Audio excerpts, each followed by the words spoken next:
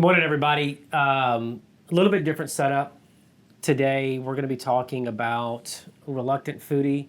Food stuff. Food stuff, a new channel that I've started thanks to John Park, a mutual friend of Matt and I.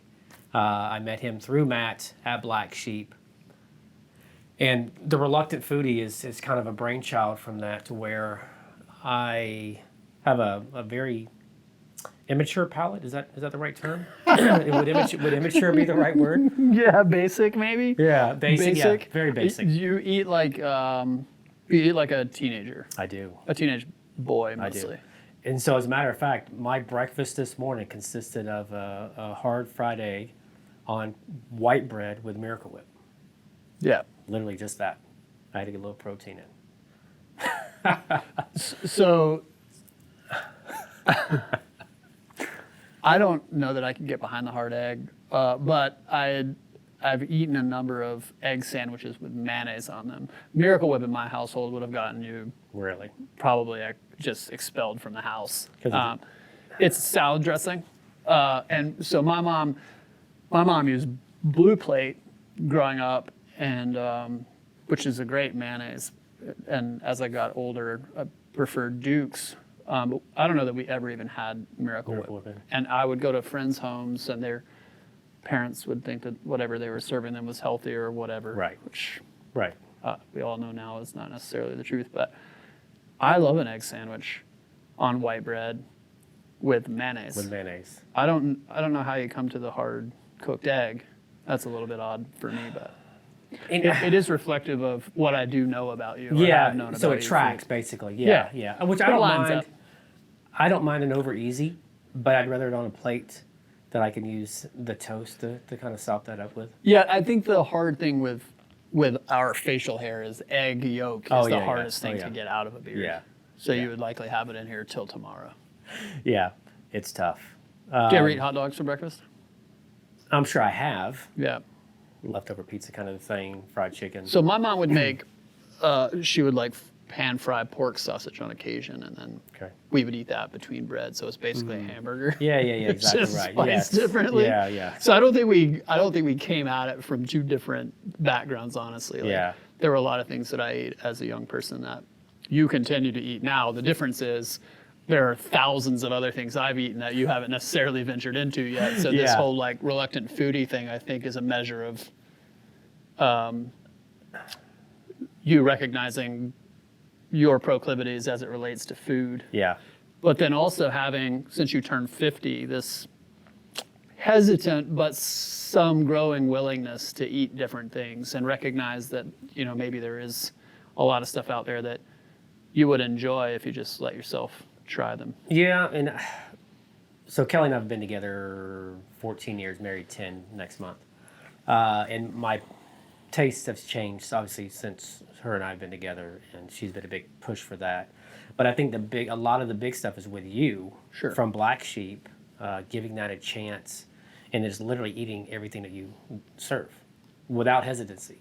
I appreciate it. Oysters to lamb and to... You ate chicken liver?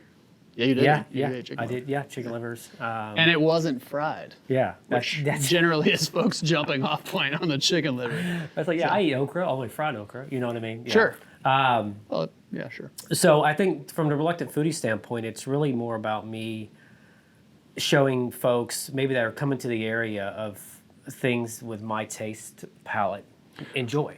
Yeah, and I think there's a big market here for that. I think there are a lot more people that have a narrower view of food and the things that they know that they like than there are people that, willingly chase all sorts of food because they're curious about it. Yeah. And I think that, whenever you go to a town, like, how do you figure out where to eat? Like, everybody knows Outback and national brands, but like, they aren't a really good reflection of the place that you're visiting. And so it's risky anymore. Oh, it is, 100%. Review boards are trash. They're, in large part, I think,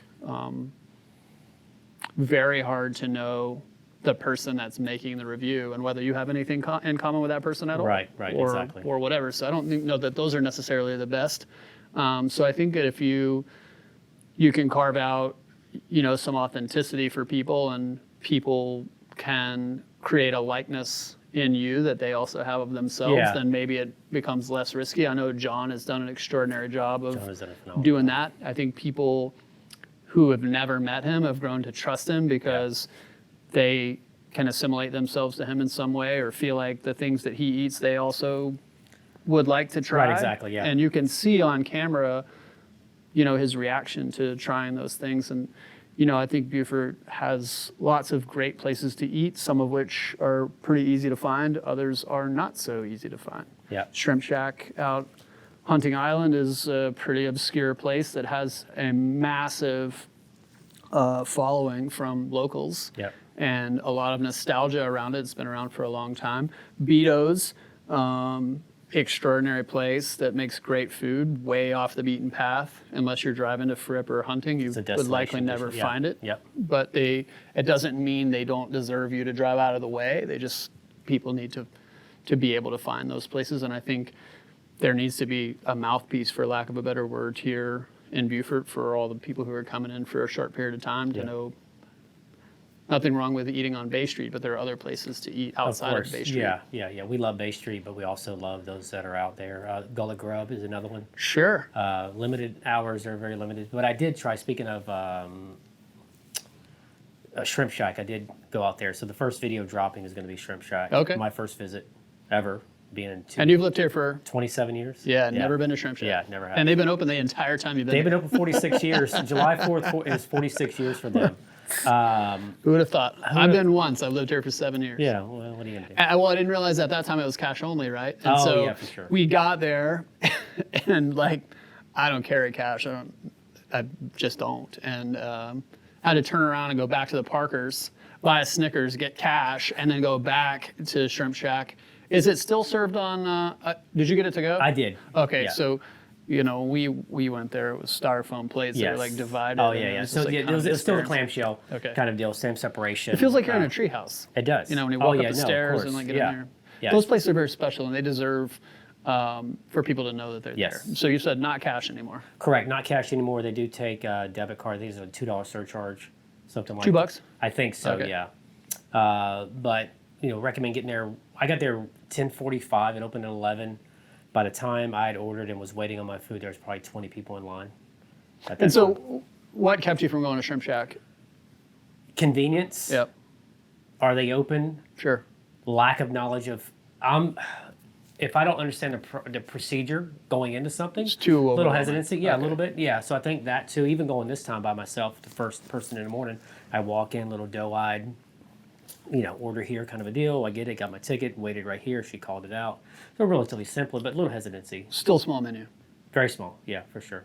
And is that food, had all of the other pieces been pulled away and it was like very clear what you're supposed to do? Is it food you would have eaten, or is it still kind of outside? No, Shrimp's not 100%. something. No, shrimp, I love shrimp. I love fried flounder. I did have a shrimp burger, which is the first time I'd had that. And it's kind of pan fried like a crab cake? It was Okay. yeah, almost like a salmon patty kind of a deal. Okay. Yeah, but I think it was more deep fried than pan fried. Okay. So the consistency was there, the crunchiness was there. I tried coleslaw for the first time. You've never had cabbage? Never had- Not even on a hot dog? You eat Nope. so many hot dogs. I do. No, dude. Ketchup, mustard only, maybe chili. You put ketchup on your hot dog? I do. You put ketchup on your hamburger too? I do. You put ketchup on your ketchup. I do. You're like the Heinz slogan. But I don't like tomatoes. So here's a really cool deviation. I hope these people are watch this video at some point. Years ago at Black Sheep, 2 or 3 years ago, we had this four top come in, and they were chefs or whatever, and they send a note about their allergies, and the allergy is very, very explicit. We have an allergy to tomatoes. Ketchup is okay. Right, yeah, you're making the right face. Yeah. And so if that gives you any idea, I use chefs in quotations. Yeah, I yeah, hope for you're sure. watching. Yeah. That's an interesting one. So you don't like raw tomatoes, but cooked tomatoes with sugar you're probably into.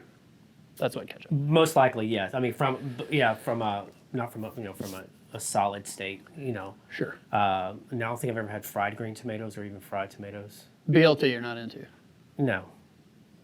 You've never had a BLT. I haven't, not in the sense of a traditional bacon, lettuce, tomato with mayonnaise. So you've never had a BLT. I have not. So, Okay, but what so I this do, is on your list. We're starting a list. There here. You are, have some I paper? know, I need to. Yeah, Come on, never had a man. BLT, just had the coleslaw. But I do like 20 24 years in the restaurant business, fast food, I would eat a piece of bread with some bacon on it, throw it into, piece, fold it in, eat it like that. Yeah, bacon sandwich. Bacon sandwich, 100%. Yeah. Well, That's hard to ignore. So you enjoy the coleslaw? I did. It was good. It was refreshing. Yeah. It felt. Is it sweet there? It was a little bit sweet. Yeah. Yeah, for sure. It was good. I enjoyed it. I could see that, outside, maybe some watermelon, some coleslaw, Sure. potato salad. Dude, you got to put it on a hot dog. You've never had a slaw I've dog? never had a slaw dog. Never. So I would encourage you to have a slaw dog Okay. with just yellow mustard. So, okay. Slaw bun, 100% dog. beef? Yeah, Or is whatever it you relevant? like. I mean, Okay. look, gas station roller dogs, whatever they're made of, are delicious. They're delicious.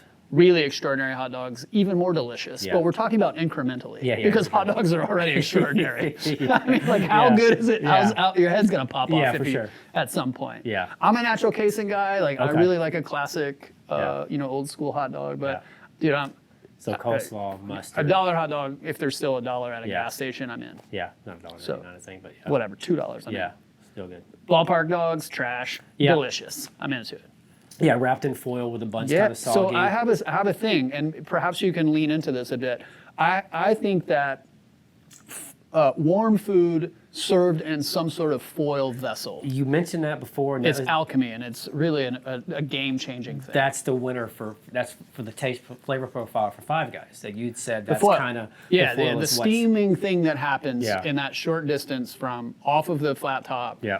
into the bag and then onto your table Yeah. is a game changer. And I have some like really profound memories as a kid. I grew up outside Atlanta, and Chick-fil-A, obviously is an Atlanta Yeah. company, and however you feel about them is fine. It doesn't matter to me, but.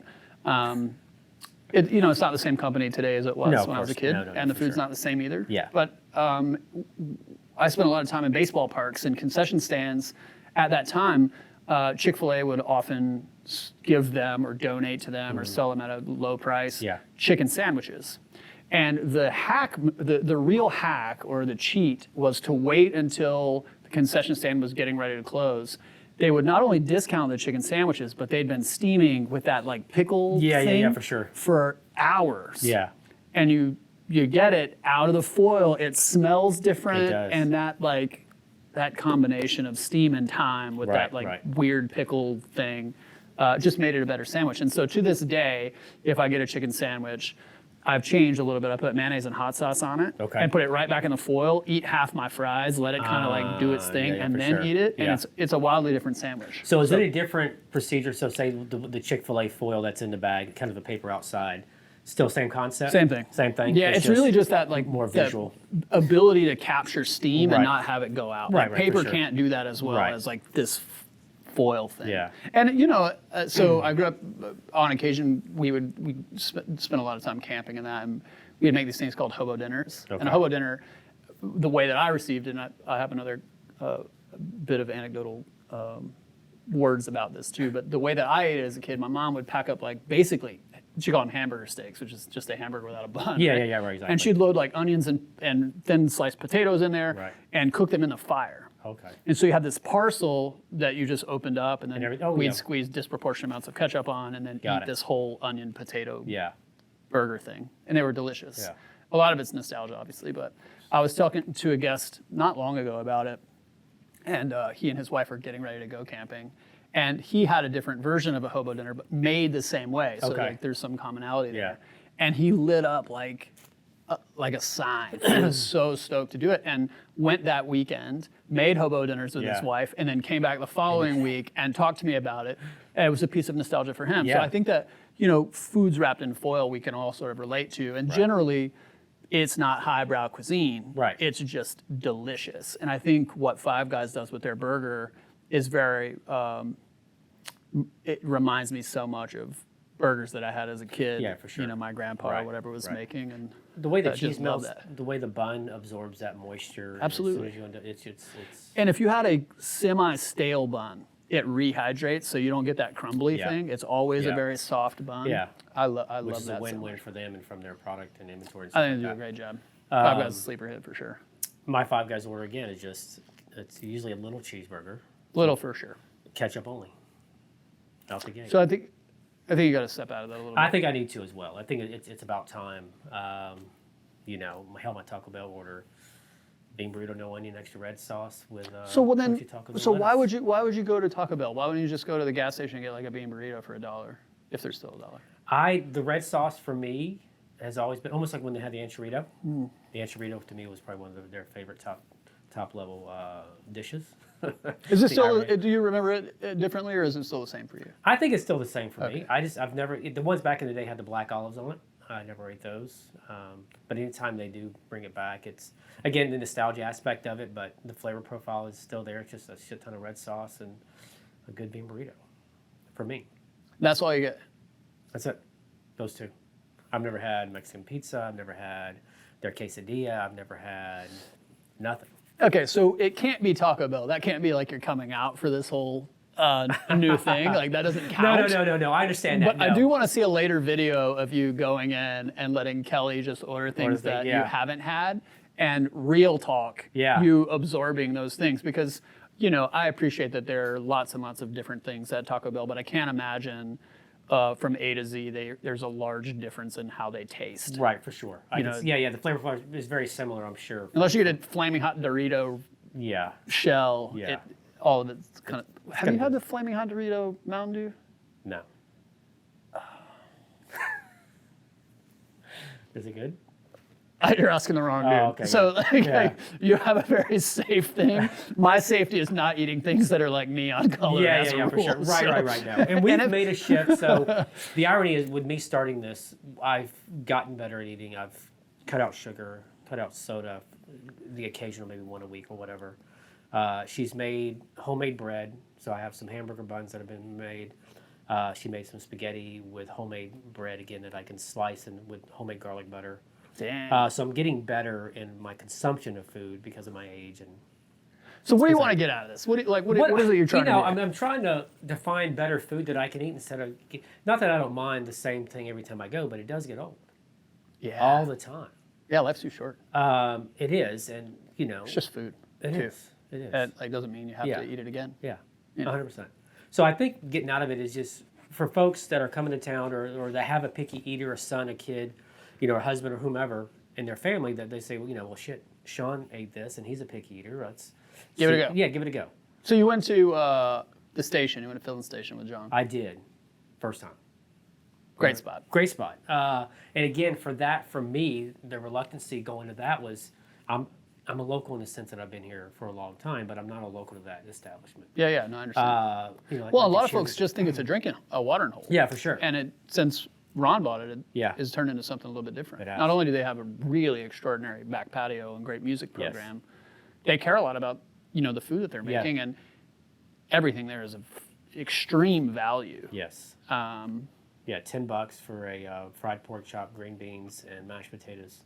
and a beer. And a right? beer, yeah, for sure. Forgot about the And highlights. so, right at the launch of COVID, we would get burgers from there on occasion. They were still offering takeout because COVID, and they Yeah. don't do that any longer. But I know that John, the day before you guys did your chat, he got a bacon cheeseburger with fries or whatever, and it was $10.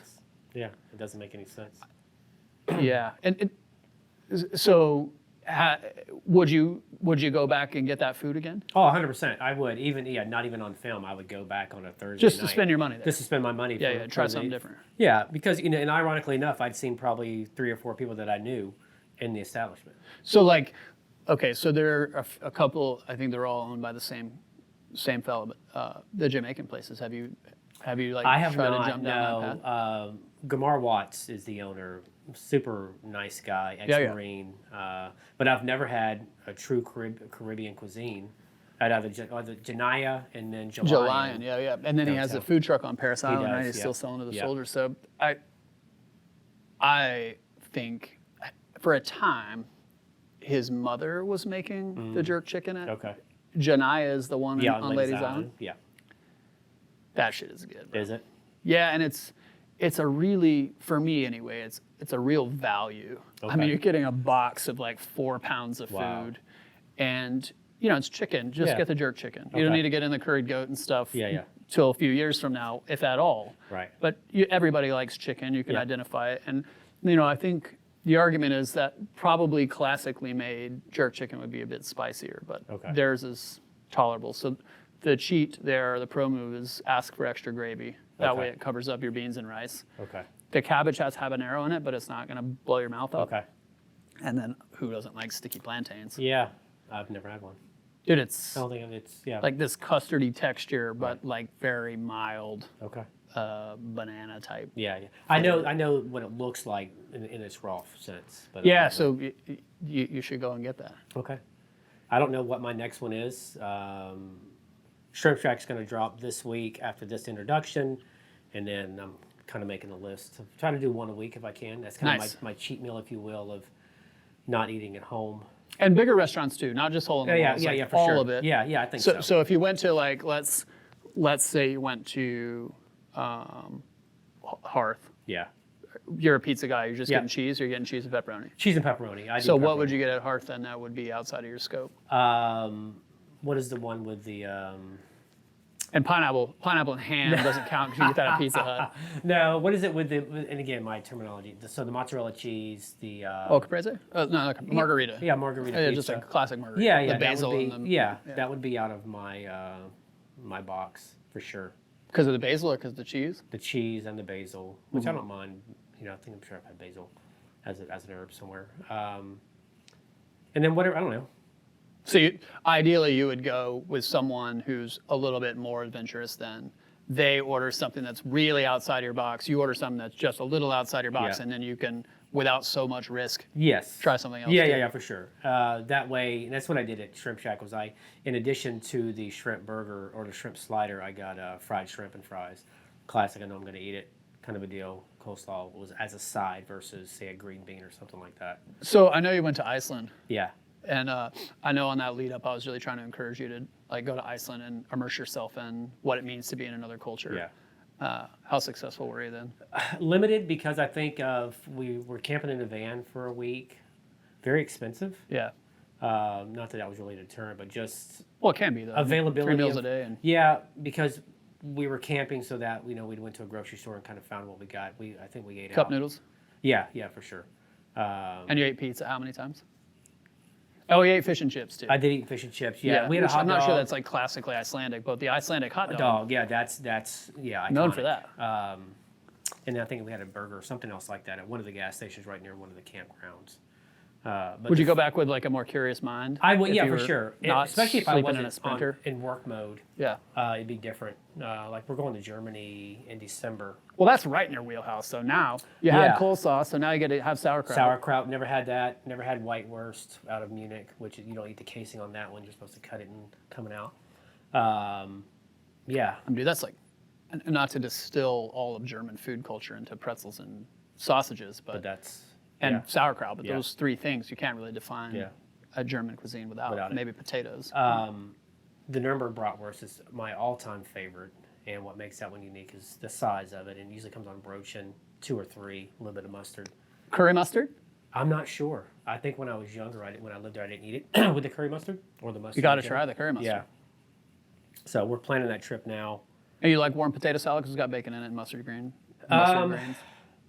I think the thought, and again, it's the most immature thing, but the terminology of some of these, like cheesecake, I never ate because of the way it sounded. Sure.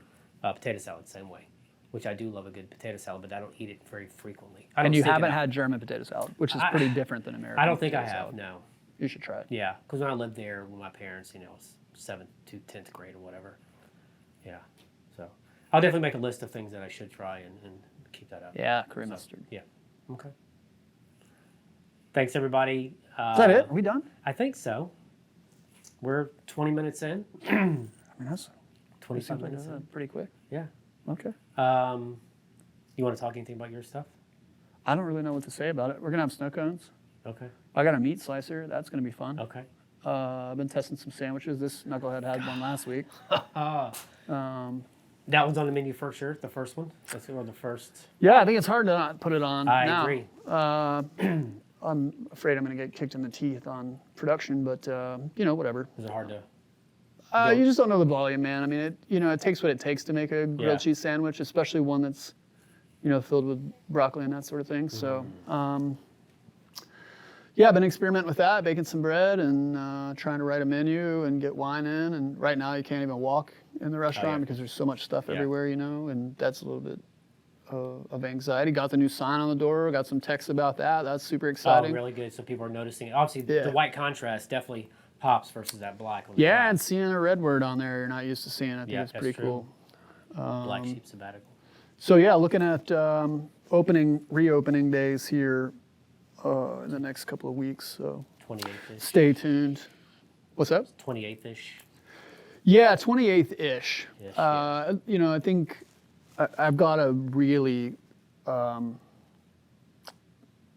of like a snail walking on a razor's edge here because I don't want to open with so much anticipation that we can't serve guests properly. Of course. Yeah, for sure. And so trying to thread the needle there is a little bit difficult, but we'll figure it out. I think a surprise soft opening is probably the way to go. Yeah, just if you want to come in, yeah, right? Yeah, and the food thing, we're going to have to take a little bit of a meandering path forward. Yeah. This is a major change from everything that I know of Black Sheep and everything everybody else has come to know about it too. Same measure of intentionality with the food and that sort of thing, but the process of doing it is wildly different, which is very intentional. Yeah. So excited to do it. Excited to be back in there doing it differently. Is there a new spark? Is there a new excitement that's been ignited? Sure, man. I really love branding, kind of creating a brand and being very thoughtful about the whole of it and having, a plan to really immerse the brand. Yeah. And so it's really nice to have a break from something that you've been doing for so long that has grown to be so frustrating, and really get to define something different. Yeah. And I think the way that going about this new phase has been extraordinary. Yeah. There are a lot of things that I wanted to do in the old space, the old way, that I just couldn't because the operations were set up the way that they were, and having freedom to explore the things that I really wanted to do is so much fun. Yeah. I can sense it. I mean, I can see it in you. Obviously, we've known each other for a while now.